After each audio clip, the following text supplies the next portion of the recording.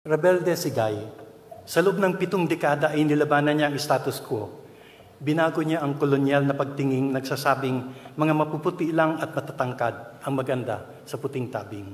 Ginampanan niya ang papel ng mga babaeng palaban at makatotohanan. Naging madre siya, bilanggo, lesbian, NPA, OFW, kabit, anak na naging kaagaw ng ina sa pag-ibig, alalay at say, kontrabida, Muslim, igorota, binokot, may demensya, mamamatay tao. Sa isang panahong hindi tanggap ng mga tao na namamatay ang bida sa ending, namatay siya sa 3 taong walang Diyos, himala, nakaw na pag-ibig, Andrea, floor contemplation, at iba pa. Marami siyang binasag at binagong paniniwala. Ipinakita niyang mahalaga ang nararamdaman ng mga taong nasa gilid ng lipunan.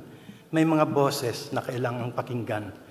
Pinili niyang huwag lang maging superstar, kundi maging isang tunay na artista ng bayan. Kaya sa gitna ng ating pagdadalamhati ngayon, gusto nating sabihin sa Kanya, Guy, sa ngalan ng milyon-milyong mga taong pinukaw mo, niyakap mo, pinahid mo ang luha, binago mo ang buhay, tanggapin mo ang aming walang hanggang pasasalamat. Nagpapasalamat kami na nabuhay kami sa isang panahong naririto ka.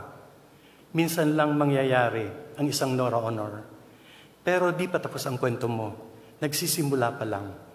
Ang pangalan mo ay pangalang sasambitin namin lagi nang walang pagod sa mga susunod pang henerasyon upang hindi nila makalimutan kailanman na minsan sa isang ginintuang panahon ay may isang bituing walang kupas na nagningning sa kalangitan ng ating mga buhay. Minahal mo kami ng lubos, maski na halos ay wala nang natira para sa sarili mo. Hayain mong mahalin ka rin namin hanggang sa walang hanggan.